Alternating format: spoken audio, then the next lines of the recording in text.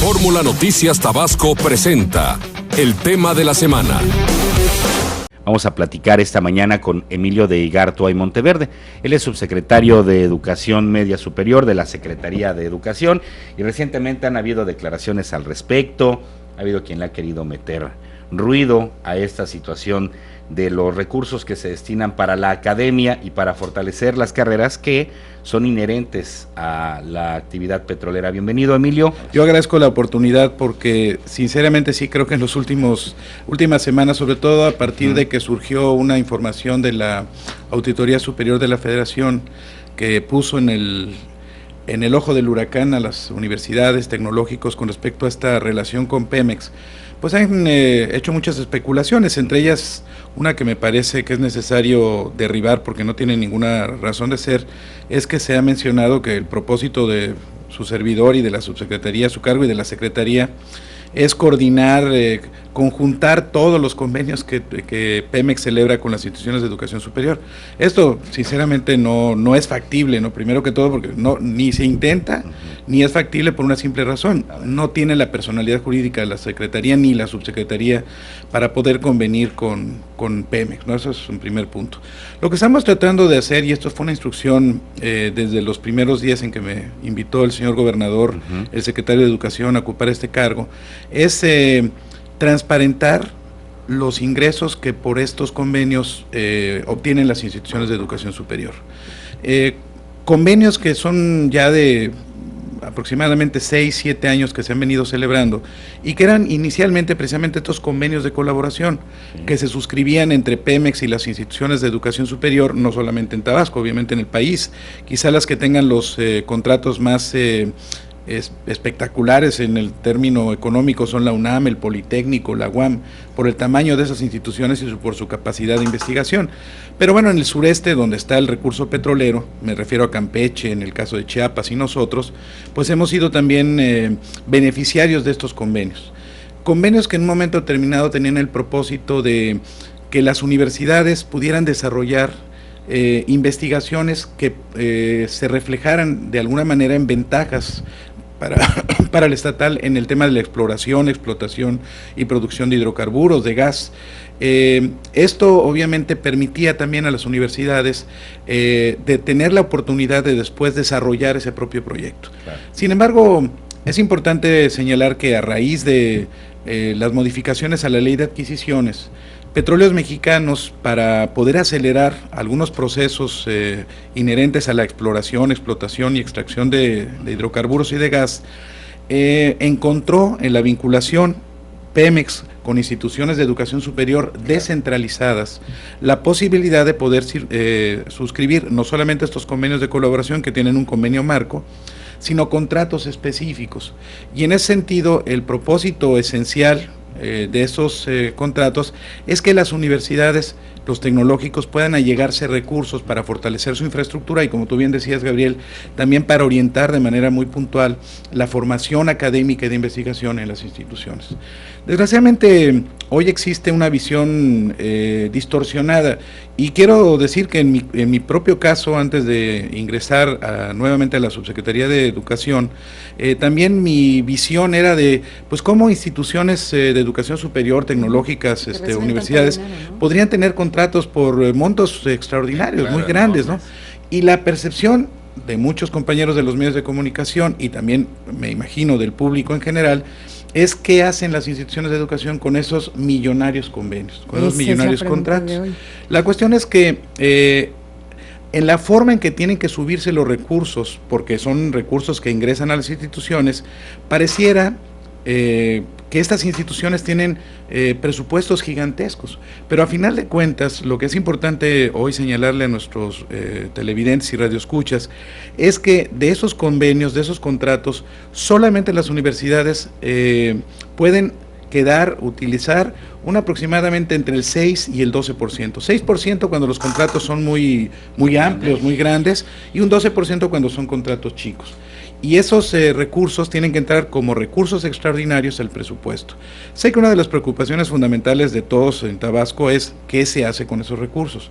Y yo lo que quiero señalar es que estamos, obviamente, primero que todo, auditando de manera puntual y muy recurrente a las instituciones de educación superior para clarificar estas situaciones, pero también señalarles que todas las instituciones de educación superior tienen juntas directivas, consejos de directivos, claro, en los cuales 4 veces al año tienen que presentar sus estados financieros, sus presupuestos, y tienen que transparentar de dónde vinieron los recursos y hacia dónde se destinaron esos recursos.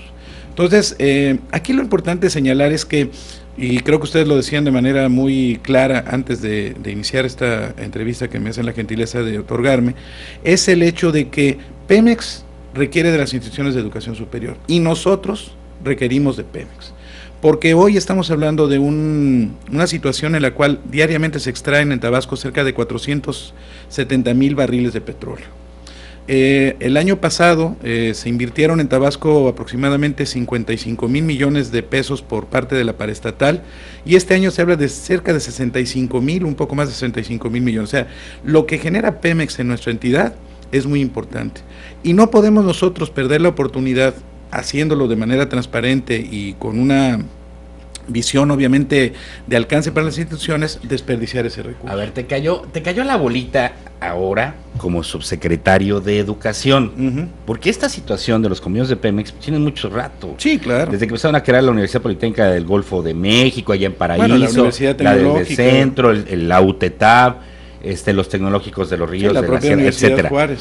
Pero fuera de que antes de que tú entraras a este sistema, Emilio, pues se hablaba de grupos políticos que se habían apoderado de los centros educativos, particularmente del Grupo Jalapa, a través del Consejo de Ciencia, o de los CECITES, del manejo de los tecnológicos, y ponían nada más a sus incondicionales.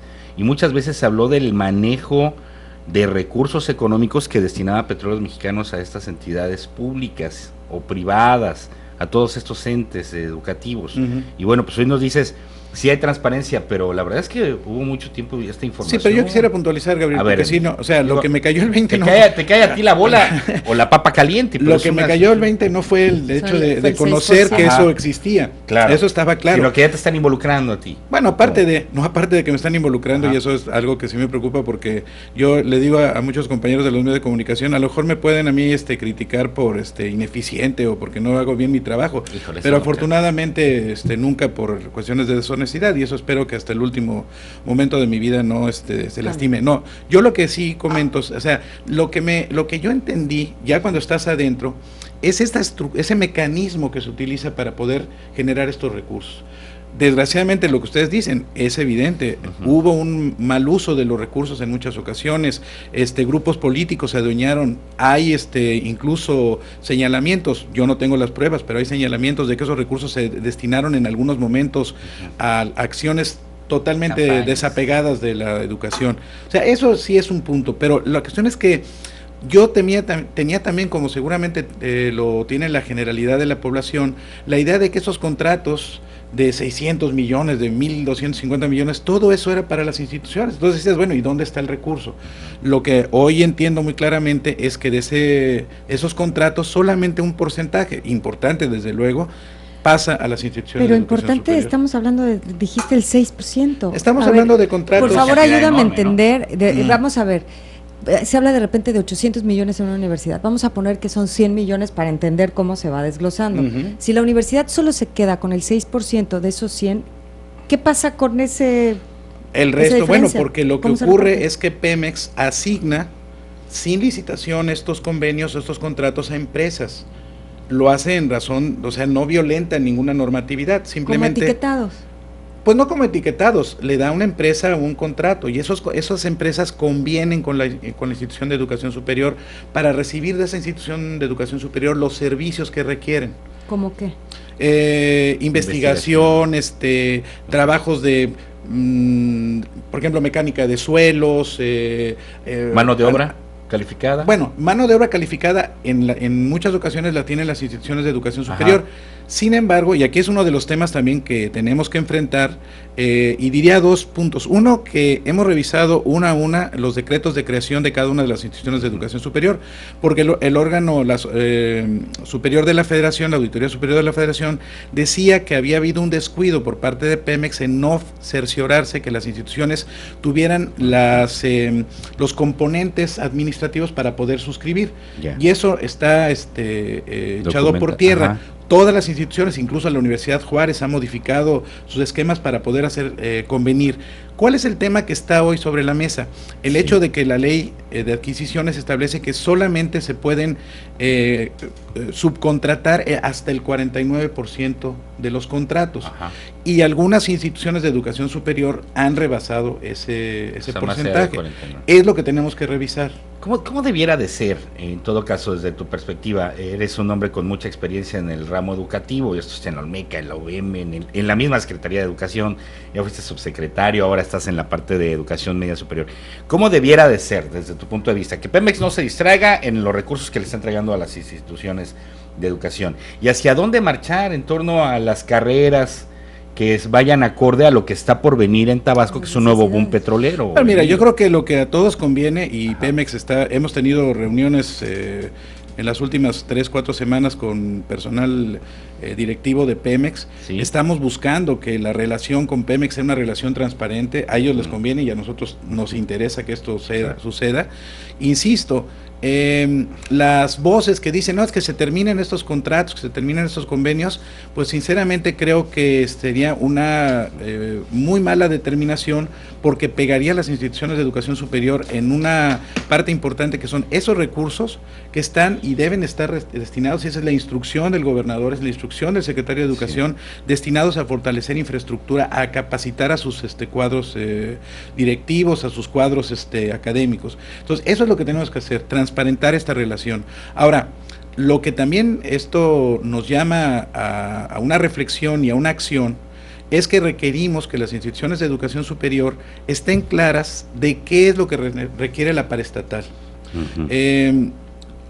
Obviamente la primera percepción, y esto lo viví como rector de la Universidad del Valle de México, todos los estudiantes de egresados de preparatoria quieren ser ingenieros petroleros. Uh-huh. Pero bueno, ingeniería petrolera no es lo único que hay en el sector petrolero. Necesitamos amplio, ¿no? Muchos recursos, uh-huh. Muy diversos. Necesitamos capacitación, certificación de competencias. Por eso estamos trabajando hoy en una visión, y eso quizá fue lo que generó la percepción equivocada de que lo que queríamos era concentrar el tema de PEM. No, nosotros lo que queremos es generar una sinergia de todas las instituciones de educación superior para que puedan tener un mapeo de, por ejemplo, Tecnológico de Centla, cuáles son sus ventajas comparativas y competitivas, el Tecnológico de la Sierra, la UJAT, y que trabajemos de manera conjunta, cada quien suscribiendo sus convenios, uh-huh. Pero que de esta manera podemos tener una mejor forma de atender las necesidades de petróleos mexicanos, y obviamente de manera transparente. Entonces, esto obviamente va a traer como consecuencia un cambio, incluso en el tema de la orientación vocacional. Vamos a trabajar en el mes de abril un taller con todos los orientadores vocacionales de educación media superior, porque necesitamos que estos profesionales que son tan importantes en la orientación de los jóvenes que están en bachillerato y que van a ingresar pronto a las instituciones, tengan también una visión de las necesidades diferentes que hoy hay en el Estado. Incluso también al interior de la CUEPES estamos trabajando para que las instituciones de educación públicas y privadas tengan la visión clara de que no podemos seguir preparando a profesionistas de carreras clásicas, y eso no quiere decir que no necesitemos abogados o que necesitemos contadores, pero esos abogados, por ejemplo, un faltante importante en el Estado, abogados en derecho corporativo, o abogados derecho petrolero, ayer vino un especialista, derecho internacional público y privado, claro, derecho ambiental. O sea, necesitamos enfatizar en la formación de los recursos humanos que requiere el sector petrolero.